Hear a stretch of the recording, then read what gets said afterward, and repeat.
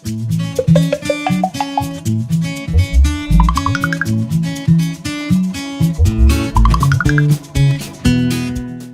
everyone.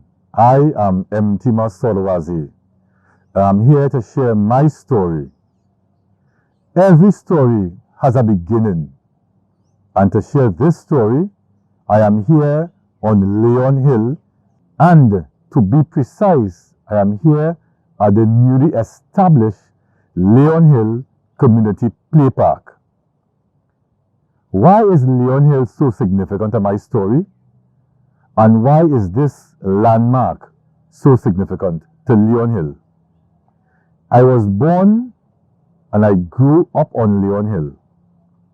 And this specific spot is where the legendary cedar tree is planted on Layan Hill.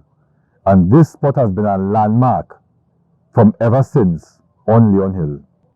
So I grew up on Layan Hill. And back in those days, in the 80s, I was a bit chubby, or you might say fat. I was a fat boy, you know. I'm probably fat still, but this fat now is sexy fat because I'm over 40, right?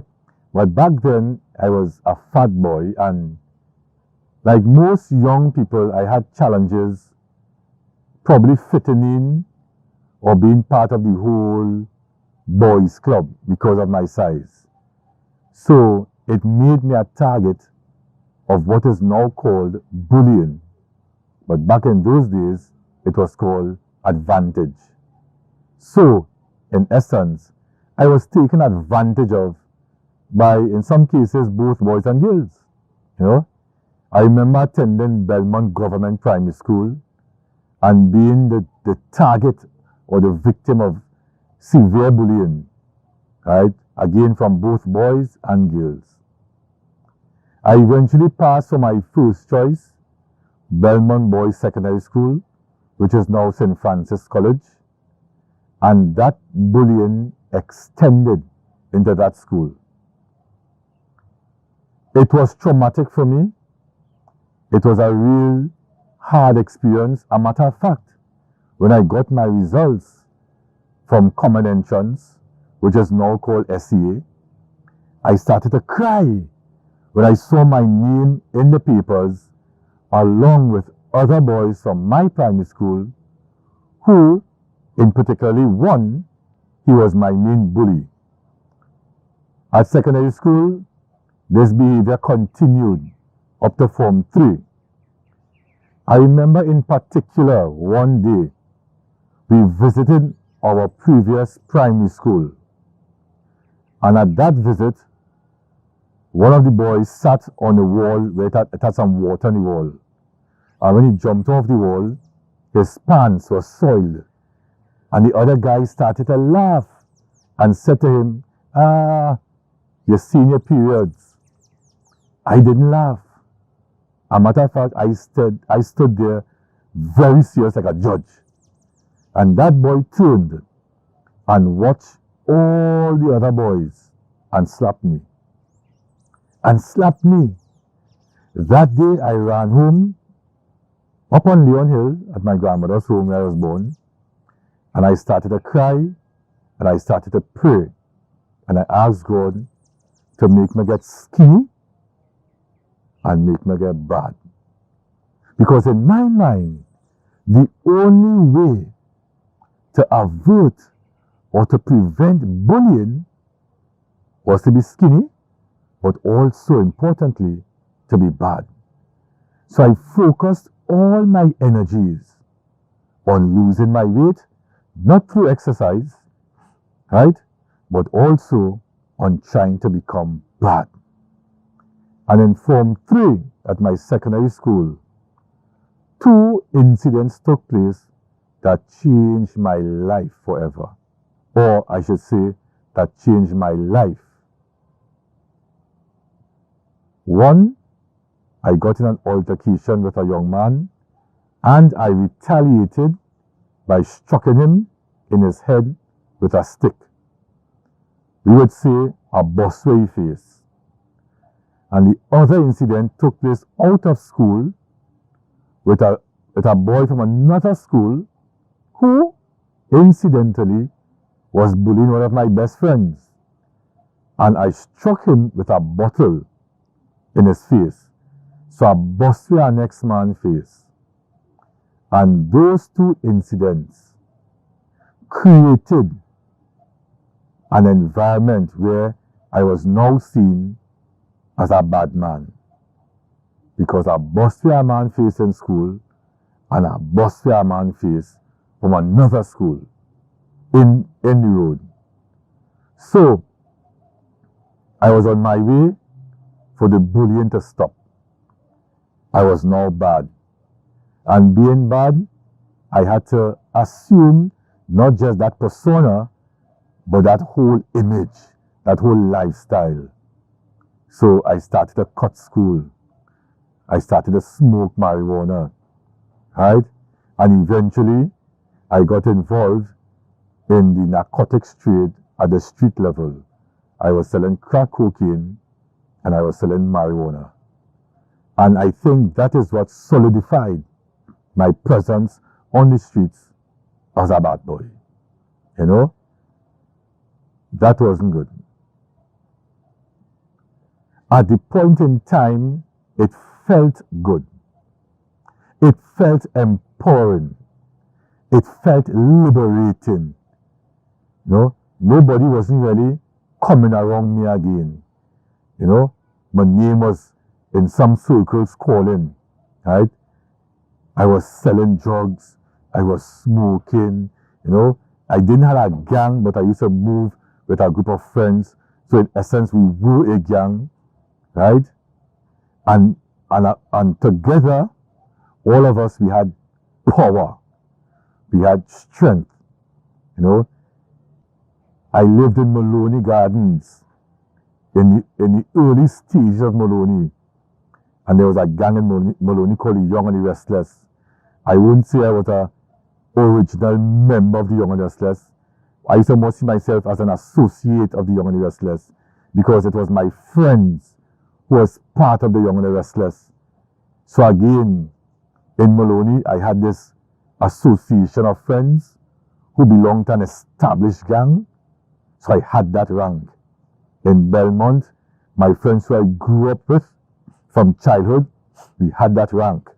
We had friends in Laventille who we lined with, we partied together, so I had that rank. At that time, it felt good. But I'm standing here 32 years later to tell you, young people, it is not good. It is not good, one, to bully other children. You know, when you feeling empowered to bully someone, you are actually taking away their ability to just exist. You are taking away their ability to be a youth. You are taking away their ability to be a child. You are taking away their ability to enjoy their childhood, to enjoy their education. I was bullied into a dark place. It was traumatic. It was devastating. It affected my ability to socialize with my peers. And it affected my ability to focus on my schoolwork. I left school with 4 basic O-level CXC subjects. 3 is to be exact. And with that, I felt as though I am a failure. So I found my comfort on the streets, selling crack and marijuana.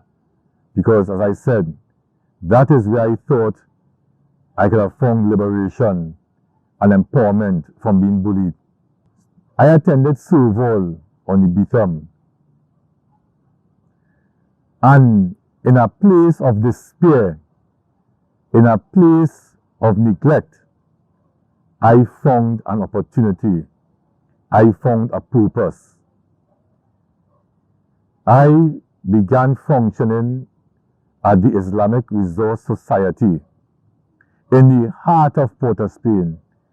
In the heart of the madness, I found peace. In the heart of the chaos, I found light. And with that support from Serval and the support from the Islamic Resource Society, I mustered the courage not only to improve my life, but to set myself on a pathway to success. I returned to school and enrolled myself in the open campus at UB, where I did social work. And from there, I got matriculation over to the main campus, where I pursued psychology major, and I minored in criminology and sociology. And today, I am proud to say I am the holder of a master's in sociology. This goes to show young people, it is not your beginning that determines your ending. My beginning was rough. I was bullied. I was hopeless. I found solace, should I say. I found a false sense of hope on the streets, selling crack cocaine, being bad. But that was not my destiny.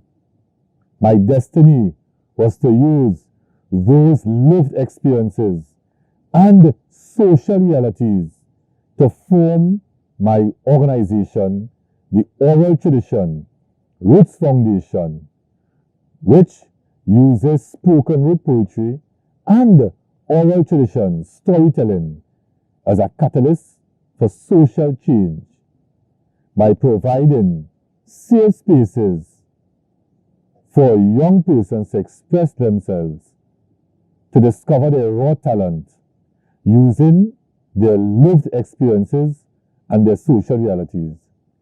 And at Roots Foundation, we focus on two cohorts of young people, 7 to 15, who we term vulnerable youth in at-risk circumstances, and opportunity youth, 16 to 25, who are not in school, nor are they employed, but they want to make a difference in their community. I was both a vulnerable youth in at-risk circumstances and an opportunity youth. And Serval and Islam, through the Islamic Resource Society, gave me the tools to make a difference in my life.